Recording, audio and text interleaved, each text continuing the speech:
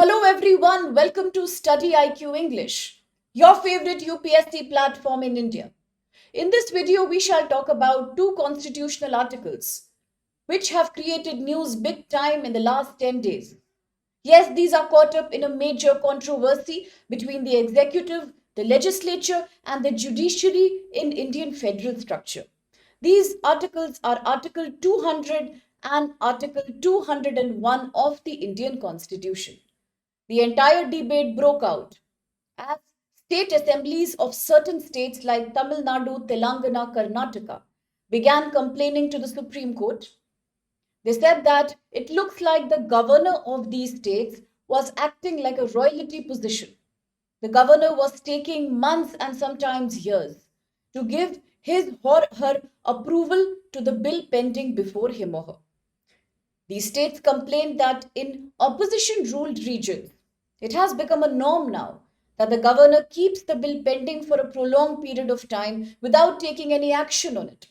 This is a subversion, according to these state governments, of law and order. It is a violation on the part of the governor's position to withhold or to simply keep the bill rotting for months or years. It defeats the very purpose of state legislatures being empowered by the Constitution to make laws for the well being of the state within their own jurisdiction, that is, the subjects in the state list and that in the concurrent list. So now we are asking a question: what is exactly relevant about Article 201 and why is it today becoming such a massive controversy? So, coming back to GS paper 2, this is polity and governance, the provisions of Indian Constitution. It is Article 201 that comes from Part 6 of the Indian Constitution. Under this article, once the state legislature of any state passes a law, passes a bill rather, and the bill goes to the governor has one unique option. The governor, if he or she feels that the bill needs some supervision, some regulation of the President of India, then the governor can use his or her discretionary power and reserve that bill for presidential reconsideration. Under such cases, the president also has his own powers. For example, the president can give an immediate approval to the bill and then the bill becomes a law. But the president can also withhold action to the bill. In that case, the bill will not mature to be a law. In the third case, the president can return the bill back to the state legislature, making some recommendations. Now, do remember this can only happen in the case of an ordinary bill because money bills, once passed, cannot be returned for reconsideration. So, do check Article 110 of the Constitution for the same.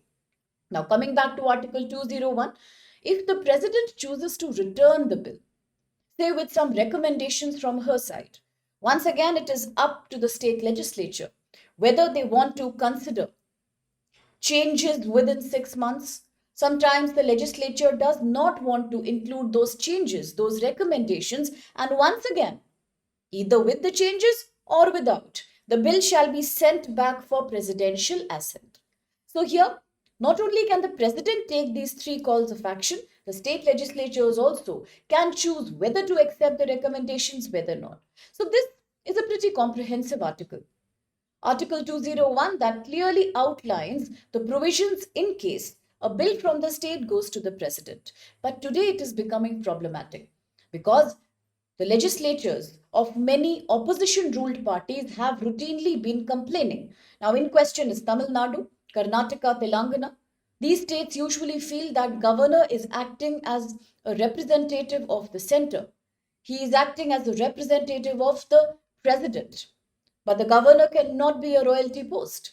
The governor is a constitutional post, and therefore the governor cannot let a bill continue to stay withheld for a period of months, sometimes even years, because this is a complete subversion of the power of state legislature.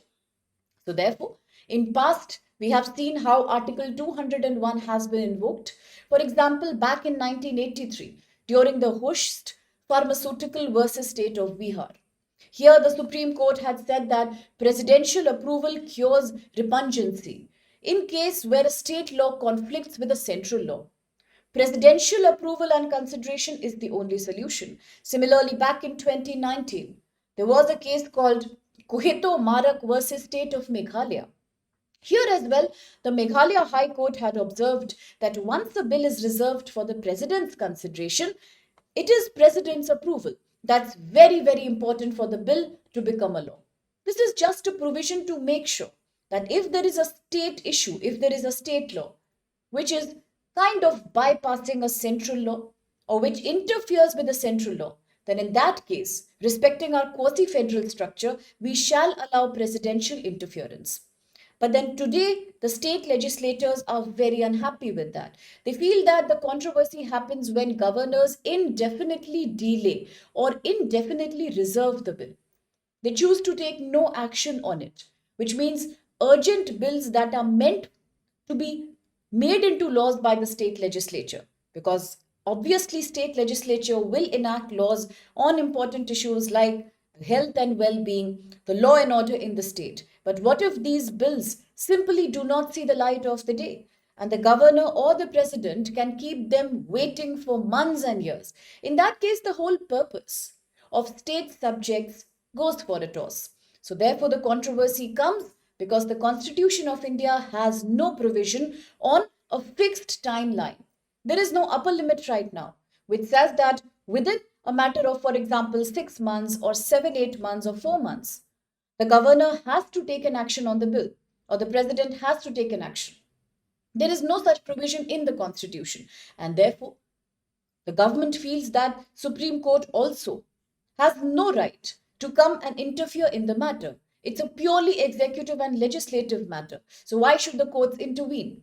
Because under the basic constitutional structure, let's remember the Keshwanand Bharati case 1973. Today, the central government feels that under the basic constitutional structure, there is no fixed timeline. So why is the Supreme Court so bothered today? At the same time, the Supreme Court says that we have interfered in the past, whether it is about Tamil Nadu, Kerala or Telangana, or whether it's about any other issue which the Supreme Court feels is subverting our democracy, then the court has every right to interfere. The court says judicial review is as much the fundamental structure of constitution as is the article 200 and 201. So who decides what's right, what's wrong? Today the state governments are arguing that this indefinite delay by the governor is nothing but a misuse of power. It is nothing but overt dominance by executive over legislature.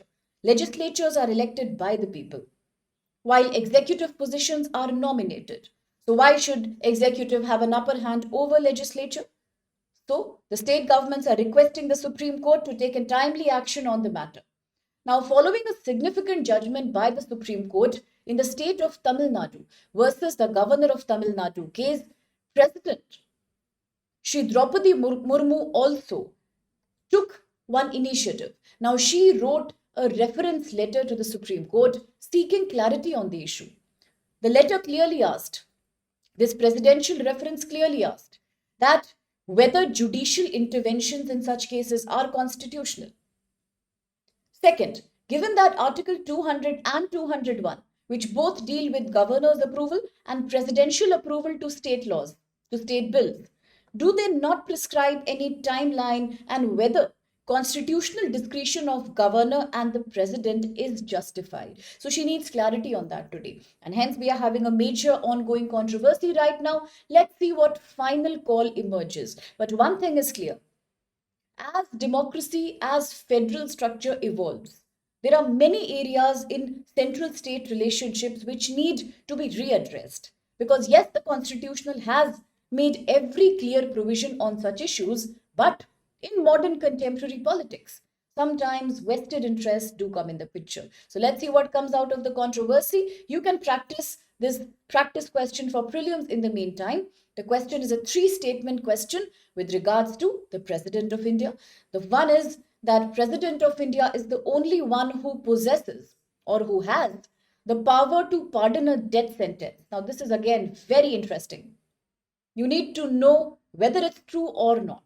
Second, the governor can withhold assent to a bill, approval to a bill passed by the state legislature and reserve it for presidential reconsideration.